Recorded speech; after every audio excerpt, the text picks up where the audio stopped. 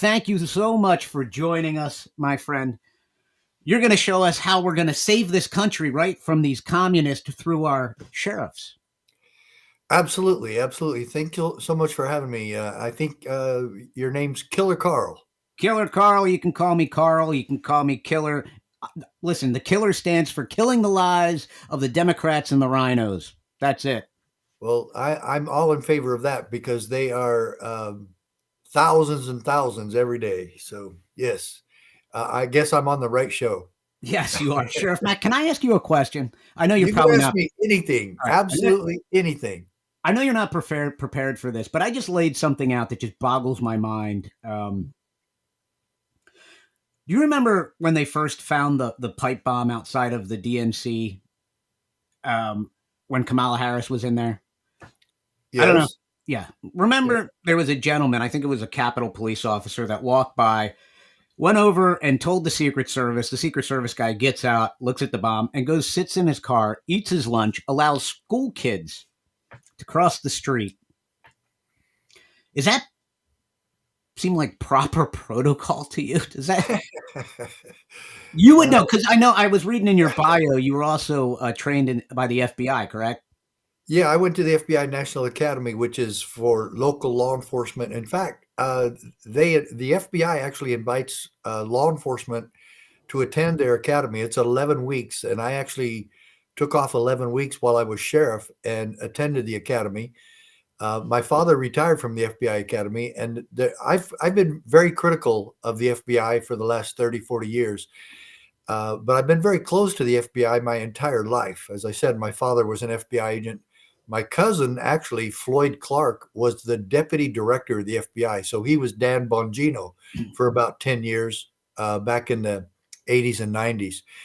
And so, yeah, I know the FBI in and out. They provide excellent training.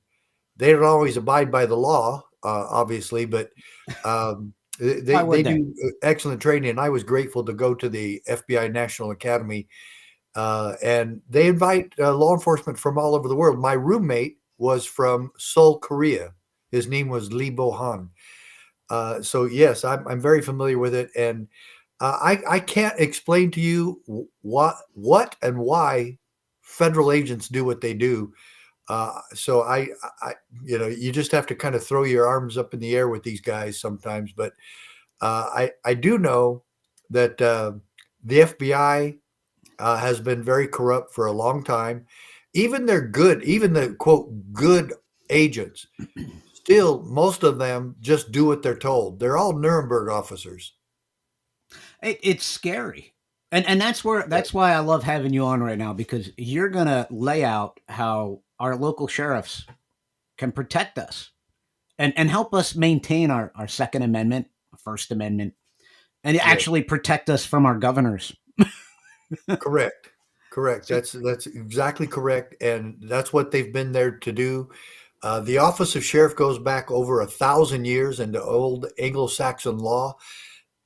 Three signers of the Declaration of Independence were former sheriffs. The sheriff was the first law enforcement officer in America, even before America became a country, obviously. And it was that the sheriff was always the ultimate protector of the people. And what's great about it now is that the sheriff is quote appointed by for and of the people, and that's who he answers to. The sheriffs of this country do not answer to another committee. They do not answer to the city council. They do not answer to the county commissioners or to the attorney general or to the county attorney. They answer only to the people. And that's why it's such a powerful office, because he reports directly to the power source. We, the people, the first three words of the Constitution. I absolutely love that, and people forget that. You Oh, yeah, know, they do. they and, do. and They sometimes forget. sheriffs do. Yep, they do. They do. I'm here in Allentown, Pennsylvania, and I can tell you our sheriff is a mystery sometimes. Let's just put Huh, it that way. So okay. I love what you're saying because now this is going to motivate me to focus on that too. Focus on that election, on how we actually find a sheriff that is for the people and for the Constitution. and not just that's the problem. Yeah, Uh, the term we use is we want all the people to ask their sheriff if he's a constitutional sheriff. And basically you're asking him, will you keep your oath of office that you're required to take by law, by the Article 6 of the U.S. Constitution? Will you keep your oath of office to uphold and defend the Constitution and protect civil rights as the top executor of the law in our county? You want to ask him that question.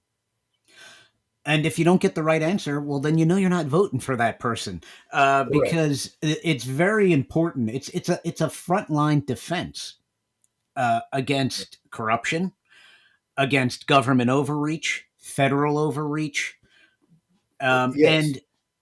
and it's so important that that we actually have you on. And I want to have you on again because I think it's so important to hammer this message in for people, for it to sink into their minds that when you go and you vote, these lower level offices, and I'm not saying the sheriff is a lower level offices, but we think of governor, senators, you know what I Yeah. mean? We forget about the city council, we forget about the Right. sheriff, Right. and these things are important. Well, the The two most important races in your state are the governor and your sheriff. 100%, hundred Yeah. percent, and people forget about the sheriff. Yeah. And I think it's great that you're out there actually highlighting this and showing people like, look, uh, and reminding sheriffs of their duty Yeah. of office. Well, and you just touched on it, and I want to reemphasize that.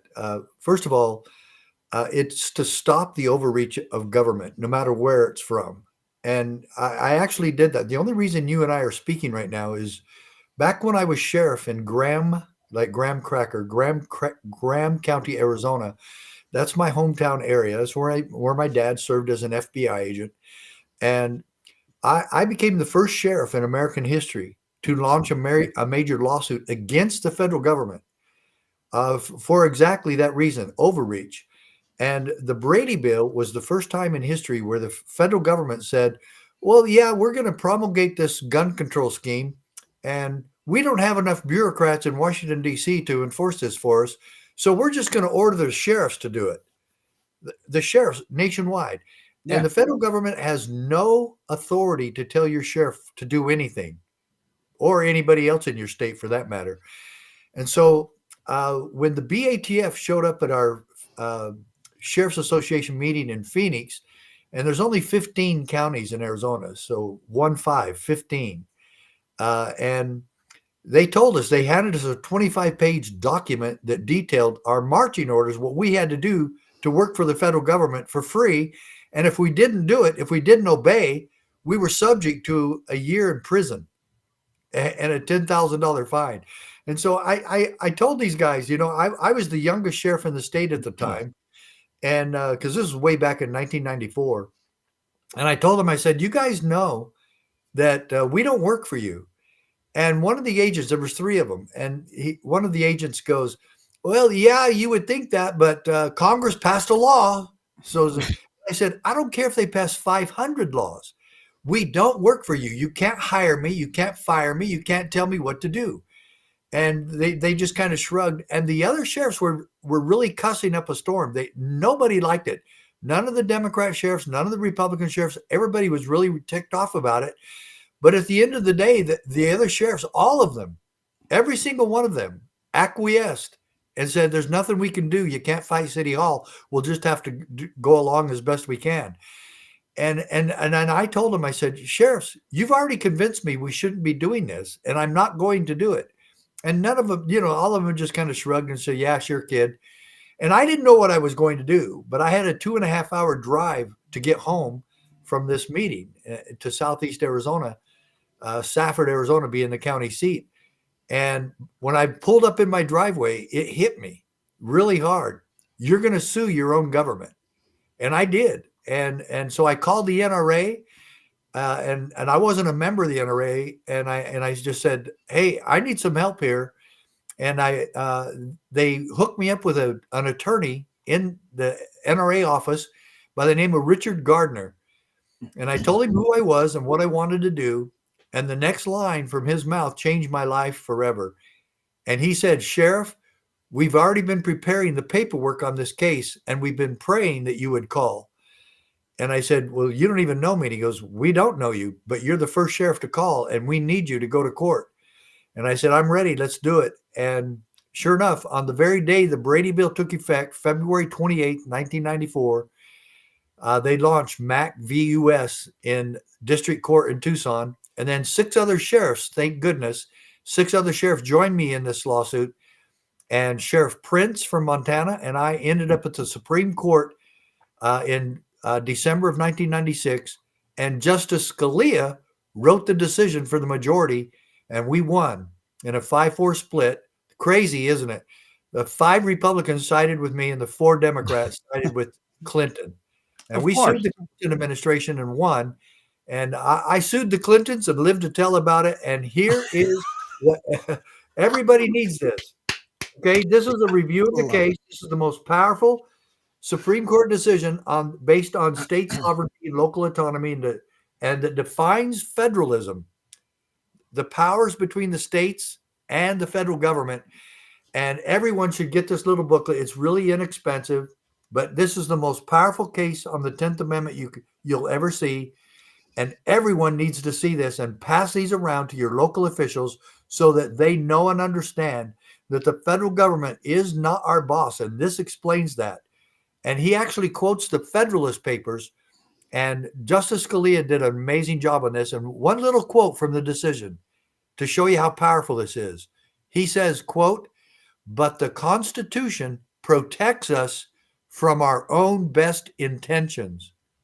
And folks, there's a bunch more in this. Federalist 51, he says, hence a double security arises to the rights of the people. Why? Because of this, quoting again, the different governments will control each other. And that's what we're talking about. The sheriff is the ultimate control other governments, because we have to keep the other governments in their proper lane of authority. I love this. And if there's any sheriffs out there, Sheriff Mack, that want to get in touch with you to be advised, because I'm going to tell you, courage is contagious. And we saw that. You were the first man to stand up in the arena. And when you stood up in the arena, other people joined you, right? And they had your back, but it took you. It took you thinking outside of the box, taking your oath of office seriously, to inspire other people to get out there. And that's kind of what my show is about, you know? And I started off the show talking about how I don't carry water for anybody. I believe it's very important to question your government at all times.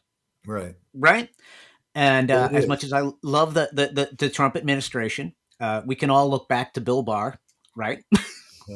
We can all look back to that, and reflect a little bit of sometimes you've got one person, and sometimes the snakes find their way out of a hole into the cabinet, and that can cause chaos. So. Well, I liked how you showed the booklet there just a minute ago. Yep. And where can they get that? Can they get that at your website? Yeah, just at our website. It's right there on the front page, cspoa.org. And folks, that stands for Constitutional Sheriffs and Peace Officers Association.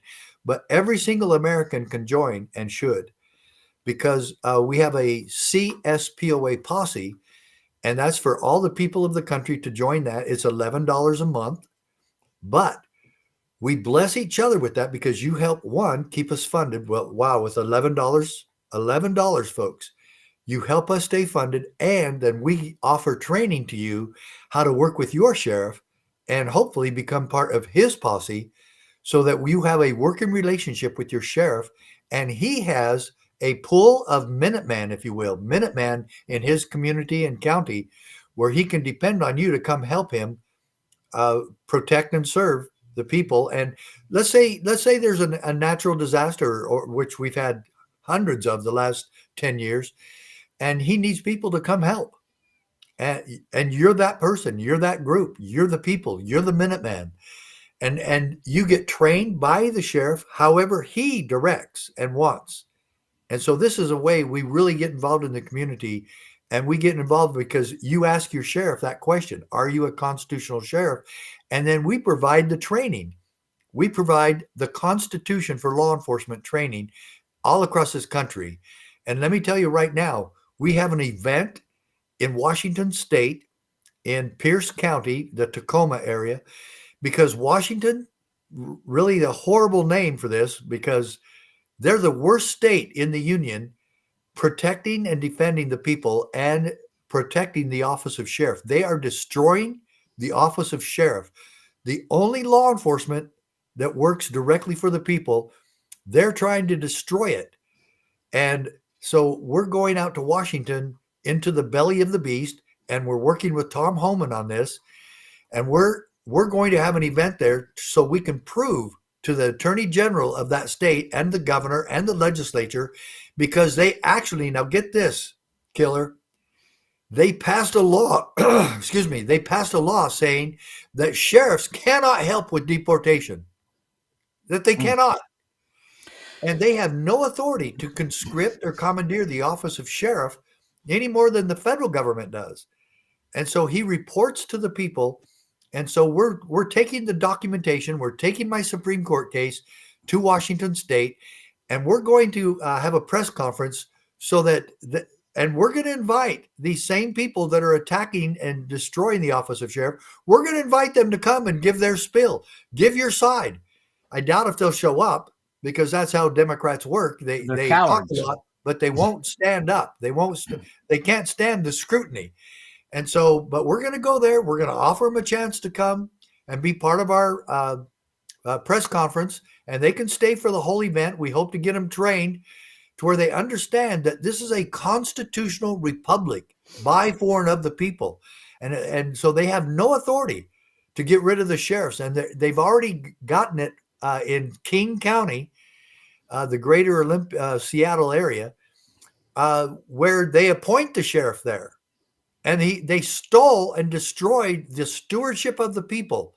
And they cannot do that. This is against the law. This is the very fundamental of our country.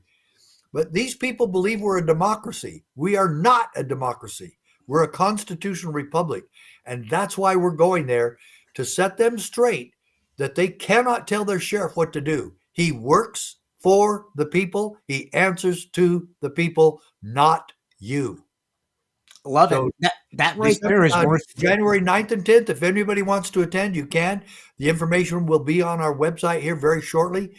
But we could sure use donations to help us get all the sheriffs from the country, across the country, that we need to be there, that are going to be speaking and letting the world know the sheriff is independent because he works and reports directly to the people. That right there is worth your $11, people. I mean, think about it. Yeah, and look, there's no contract. If you don't like what we're doing, quit. But I guarantee you're going to love what we do, because we're the best solution in the country for keeping a peaceful and effective solution. Yeah. And I love the fact that you're training people to work with their local sheriff, because you see chaos break out all the time. I mean, you have Mandani now out there saying he's not going to start to clean up these homeless encampments in New York. Yeah, he wants to turn New York over to the homeless. Yes. How's that going to work out, Sheriff? That's not going to work out. It's going to work out very poorly for the people of New York. And I feel quickly they're going to find out that those windshield washers, I don't know if have you ever been to New York? You've been to New York, right? Lots of times. The windshield washers that come up and they wash your car with a dirty rag. Yeah. Yeah. Actually, I used to be on Fox News quite a bit way back in the day. Judge Andrew Napolitano and I are very good friends, and he had me on his show several times, and there were a few others. Lou Dobbs was the last one that had me on. This is about 11 years ago, and now Fox, I guess I'm too conservative for Fox, but they don't have me or Sheriff David A. Clark Jr. from Milwaukee. They don't have either one of us on anymore. So that's because you tell the truth. They can't spin the narrative, Sheriff. They can't spin the narrative. All right. With that being said, let's get back to the sheriff. All right, Sheriff. Sorry about that. We only have an hour show here on Saturdays, so Okay. I try to compact everything in for you. But I want to have you back because I love this conversation, and I love the fact that you are empowering people. You're empowering the average citizen with knowledge Yeah. and courses and the ability to take their sovereignty back, right? Correct. From Correct. a government. You listen, whether it be we have President Trump right now, right? Correct. But who knows what can happen in the future? We saw what 4 years can do under Joe Biden, Yes. right? Tyler, play that clip of the Somalian sheriff in Minnesota. Maybe you need to educate this guy, Sheriff. markaan haddaan askarnahay Soomaaliyeed ininka ayni shaqaynaa habeenii maalinba ininka ayni taagannahay ma fahanteen horta sida ogtihiinba waddankan anaga qaxootiyan imaadnay askar Soomaaliya ma jirin marka hadda anaga markiina la haygareeyay waxay noqotay inaan dadkeena u shaqeyno dadkii dhaqankii ma fahmeynaa luqadii ma fahmeynaa culture-kii ma fahmeynaa marka qofka kale mataqaana ajnabiga abadaanka iyo anaga waa kala duwanahay because qofkii So basically, what he's saying is he's working for the Somalian people, not the American people, not the U.S. Constitution. Yeah. He was elected to protect Somalian values, which is Sharia law. Let's be honest. Yeah. That's scary, Sheriff Mack. That's scary that we have allowed this. We have allowed this country, and certain states to fall into the hands of anti-American people that will not assimilate to our culture. How do we take that back? How do we? Yeah. That's going to be really difficult to take it back, to put the toothpaste back in the tube. Extremely difficult, but we can keep it from spreading. But what has happened is during the Biden administration, our country was infiltrated by international terrorists from the Middle East, people who wanted to start our enemies, our most ardent enemies in the world, were now allowed to infiltrate America during the 4 years of the Biden administration. That's why it's so amazing to me that anyone would vote for a Democrat still. Yep, it's scary. Because Sheriff, they before we end brought the in- show, I want to bring on James real quick from Ohio, Yeah. line 2. Go ahead, James. You got a quick question? Great. Yeah, hey, of course, everybody knows me. I'm Springfield, Ohio. We have the Haitian invasion problem here in our town. And our governor is Haitian first, U.S. citizen last. And I actually talked about doing this, the Minuteman thing, because the state recognizes, civilian militia here. And I was told I was being anti-American and a militant, and that it was stupid for me to even think that when I was trying to not, because they were talking about if I did this, then the FBI would come in and they put snipers on our town hall again and all kinds of weird stuff. So I'd like to learn more about this because this is something that is very important to me here where I live. Well, great. Yeah, that's a good point.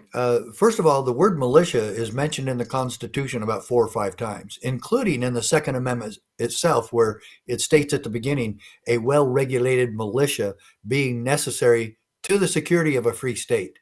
And then it says, to make that happen, comma, the right of the people to keep and bear arms shall not be infringed. So 27 words there, the most powerful part of our Bill of Rights.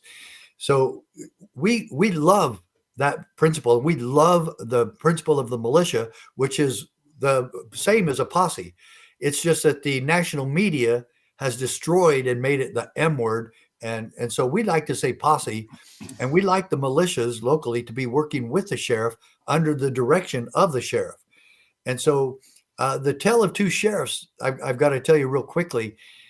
Sheriff Chronister, during the COVID fiasco, actually arrested Pastor Rodney Howard Brown in Tampa for having church. For having church in the United States of America, he was arrested for having church. On the other hand, Sheriff Hamilton in New Mexico was contacted by a pastor in his county, Dr. Caleb Cooper, and Dr. Cooper told him, Sheriff, I'm not going to shut down. Why? Because the government doesn't run my church, Jesus Christ does. And I want to know what you're going to do to protect us and keep us open and defend us against other government. So Sheriff Hamilton told him, if it takes having to go to jail myself, I will do everything in my power to keep you open and protect your rights guaranteed in the Constitution. So here came the state police to shut them down. They were confronted peacefully by Sheriff Hamilton. He told them in no uncertain terms that he had deputized every single member of that church and that they were under his authority and that they would stay open. Guess what? They stayed open, never shut down 1 second of any Sunday. And now, folks, that kind of creativity and that kind of courage, that sheriff has had our training 2 or 3 times before this happened. And I ask all of you, which sheriff do you want in your community? The one that defends liberty or that goes along with the tyranny of a ridiculous mandate known as the COVID-19 mandates? So I'm glad you brought that up because it's up to us. It's up to us to work with our sheriffs nationwide. And folks, again, become a part of the CSPOA posse so that you can become a part of your sheriff's posse. We train you how to work with your sheriff. Every Wednesday, we have a CSPOA posse webinar, and all members of our posse become part of that. And so we'll see you guys every Wednesday. Become a member, join. It's right there on the front page of cspoa.org. Gotta love it, man. You see, that's it. Giving the power back to the people. That's Amen. what your $11 a month is gonna do. I mean, if you think about it, you probably waste $11 on the dumbest stuff. Think about it. You know, your Netflix or whatever. You're wasting more than $11. Take that $11 and put it to work for you. Put it to work for you, right? Amen. Educate yourself. Get to know your sheriff. James, run for sheriff. What are you waiting for, dude? Well, anybody who watches my, because I have a podcast, Into Pockets podcast on Rumble. Every Sunday, we talk about the Haitian invasion, Springfield, Ohio. And we have a corrupt system here. The whole thing is February 3rd is coming, and that's a very important date for my town.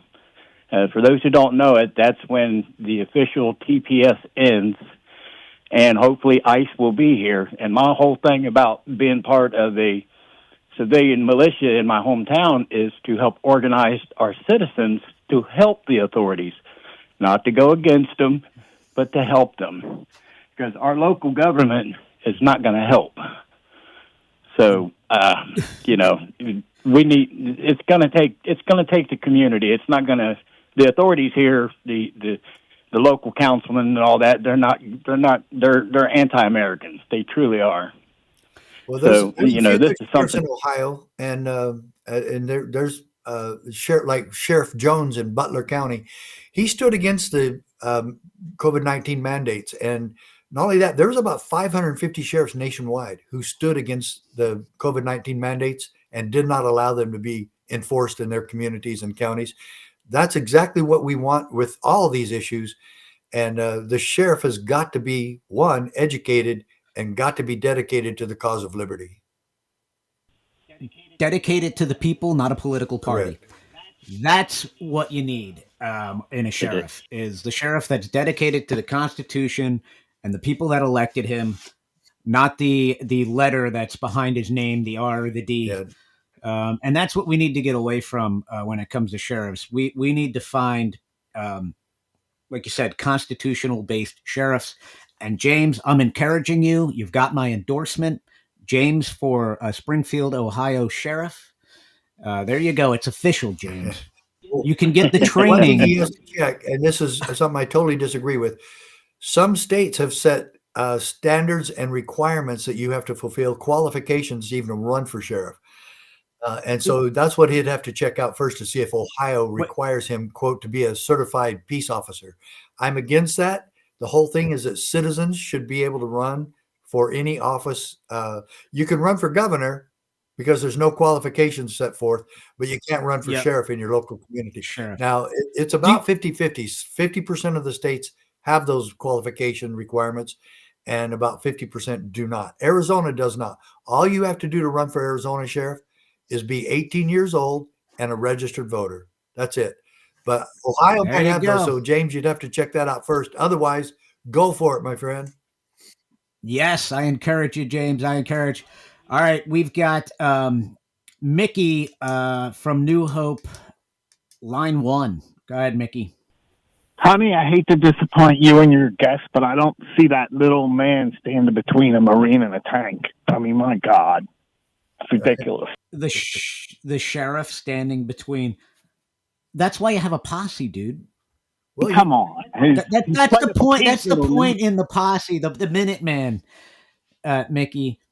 The point in the Minuteman is to have a defense line again, and don't give me the Joe Biden line of, because that's disgusting. The fact that the United States government, and I know that's where you're going, Mickey, the fact that the United States government would use a tank or an F-15 against its people is just disgusting. And by the way, Mickey, let me just refresh your memory.